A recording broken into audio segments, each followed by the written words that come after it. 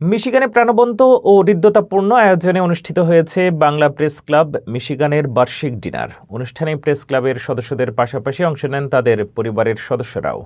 এ সময় সাম্প্রতিক বাংলাদেশের পরিস্থিতি নিয়ে উদ্বেগ প্রকাশ করেন উপস্থিত সাংবাদিকরা। আরও বিস্তারিত জানাচ্ছেন ফারজানা আফরোজ। মিশিগানের ওয়ারেন শহরের আল শাহি প্যালেস শনিবার রাতে এখানে অনুষ্ঠিত হয় বাংলা প্রেস ক্লাব মিশিগানের উদ্যোগে বার্ষিক ডিনার পার্টি। প্রেস ক্লাবের সদস্যদের পাশাপাশি তাদের পরিবারের সদস্যদের অংশগ্রহণে অনুষ্ঠানটি পরিণত হয় এক পারিবারিক মিলন মেলায়। সবাই এক টেবিলে বসে একসঙ্গে খাবার গ্রহণ করায় সৃষ্টি হয় উষ্ণ ও হৃদ্যতাপূর্ণ পরিবেশ।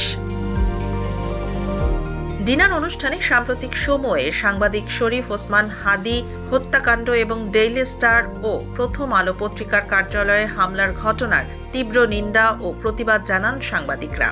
তারা এসব ঘটনার সুষ্ঠু তদন্তের মাধ্যমে প্রকৃত দোষীদের দ্রুত গ্রেফতার ও দৃষ্টান্তমূলক শাস্তির দাবি জানান। বাংলা প্রেস ক্লাব সভাপতি সৈয়দ শাহিদুল হক এর সভাপতিত্বে অনুষ্ঠানের সঞ্চালনা করেন সাধারণ সম্পাদক তোফায়েল রেজা সোহেল।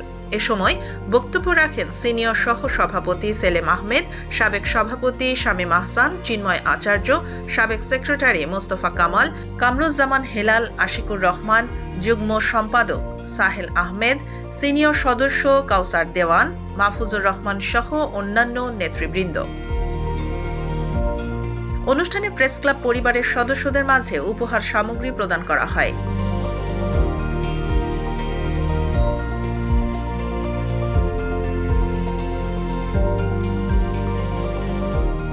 এতে সঙ্গীত পরিবেশন করেন ক্লাবের কোষাধ্যক্ষ সুলাইমান আল মাহমুদ এবং কবিতা আবৃত্তি করেন সিনিয়র সদস্য মুজিবুর রহমান শাহিন।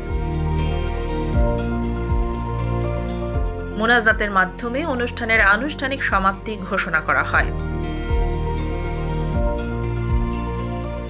এর আগে কেক কেটে মিশিগানের জনপ্রিয় অনলাইন নিউজ পোর্টাল সুপ্রভাত মিশিগান এর ৮ বছর পূর্তি উদযাপন করেন সাংবাদিক পরিবার।